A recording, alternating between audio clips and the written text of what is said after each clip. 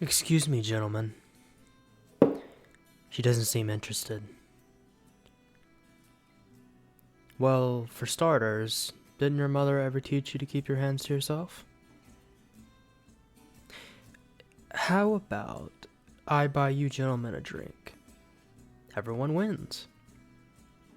You get to drink away your clear problems with this world, and the young lady can enjoy herself without having to endure the pestering forwardness of a drunken man. And I win by not having the clean blood off of my recently polished armor and clean cloak. So, what will it be, gentlemen? There's always one. Now then, now that your drunken posse leader is knocked out cold on the floor, what will you two do, then, I wonder?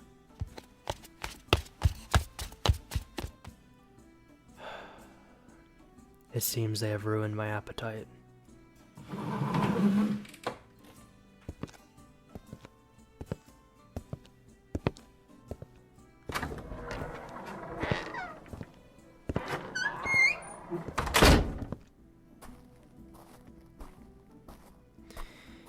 I just wanted to enjoy my ale.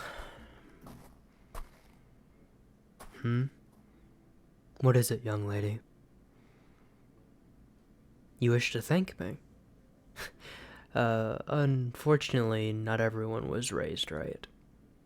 I'm sorry you had to go through that, but no thanks are needed. Judging by your armor, you're a swordswoman, are you not? You are? Well then, perhaps I acted too quickly. You seem to be well equipped for such thing by your lonesome. Nonetheless, my point still stands. No thanks are needed. Honestly. Just right place, right time is all. You still ask I accept your apology. Quite the stubbornness you have there, kid. But, I'm afraid today you've met your match. My decision hasn't changed. No thanks are necessary. Take care of yourself, miss.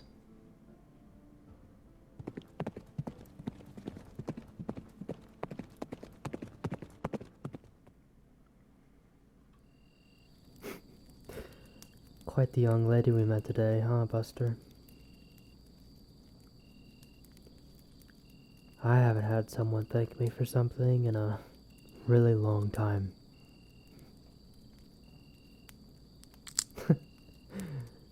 You know, kid, you really need to work on your sneaking. I told you. My answer still stands the same as I told you earlier. Wait. That crest. Oh, I see.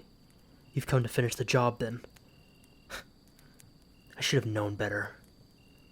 Well, go on. Pull out your sword. I have no intention of being easy to kill.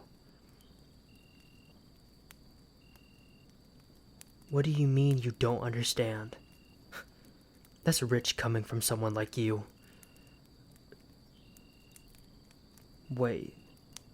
You actually don't know, do you?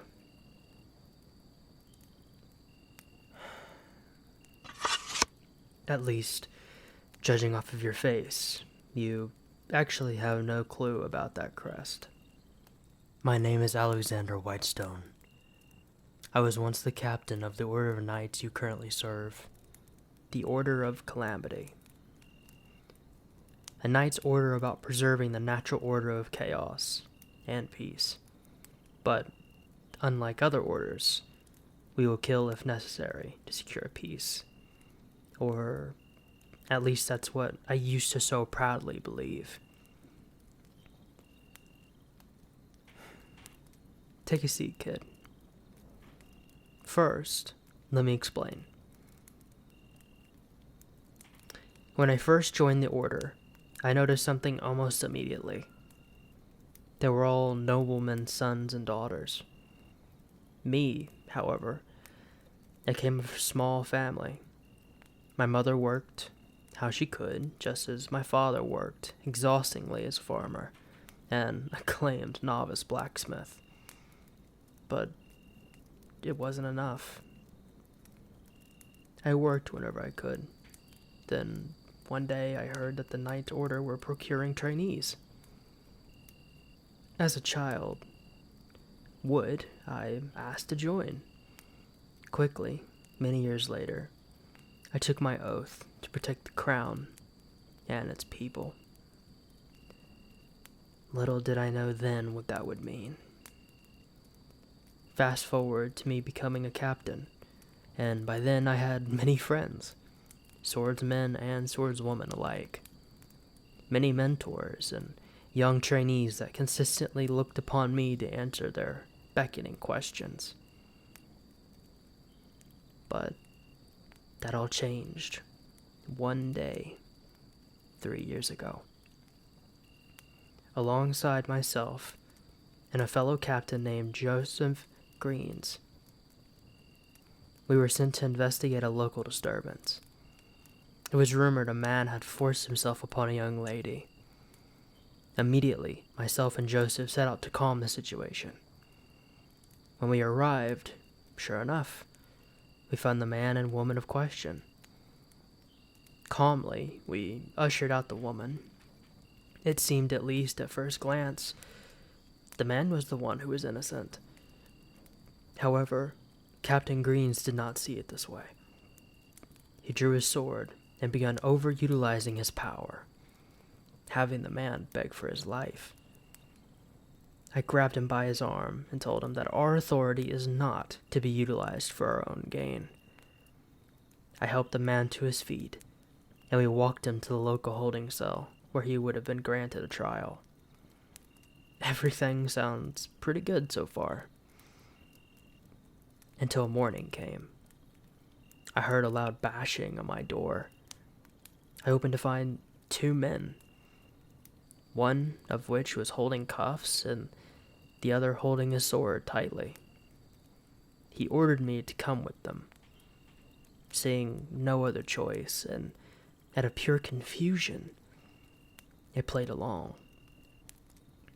I was walked to the very same hall all those summers ago, where I had once taken that oath to protect the crown and its people. I saw Captain Greens smirking more widely than normal, and the general of our order, General Shaw. He read aloud a scroll from Captain Greens. He had accused me of overutilizing my power and authority, even to go so far as to make the alleged victim of the assault have sex with myself. Out of pure audacity, I bellowed how outraged those claims were, and said that it was in fact Captain Greens himself that had overused his power. Nonetheless, I glanced around the room and saw that my fate had already been sealed. Not last night, even further back than that. Little did I know, but Captain Greens was a noble's son. He was born with gold and riches, not a fret of worry in the world. When I challenged his authority, he took it personally. He fabricated a story out of jealousy and discontent towards myself.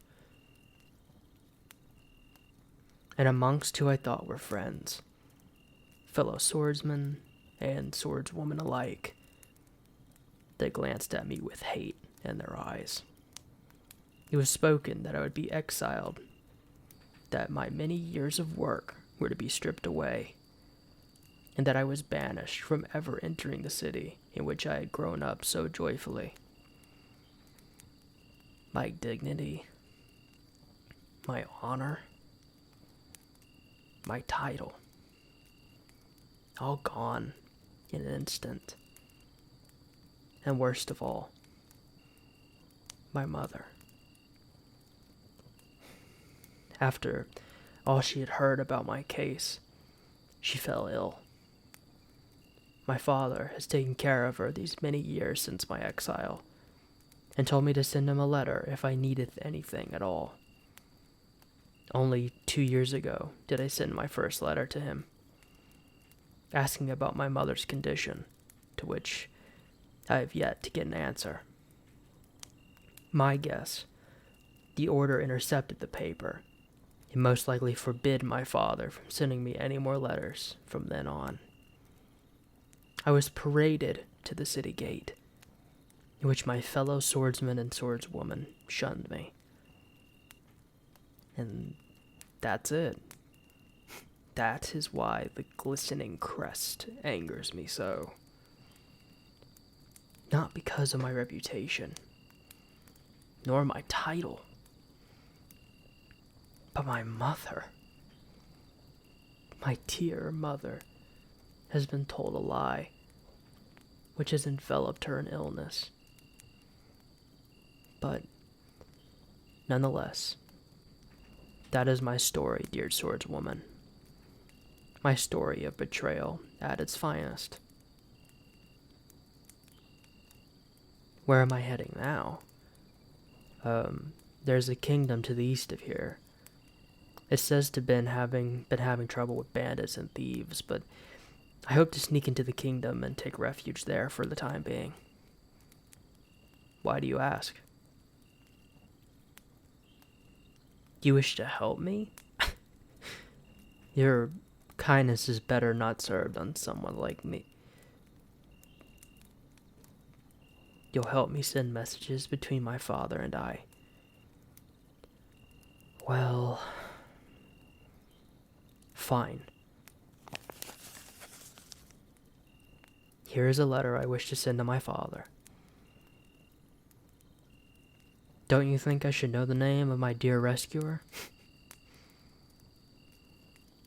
Sarah. Well, Sarah, thank you.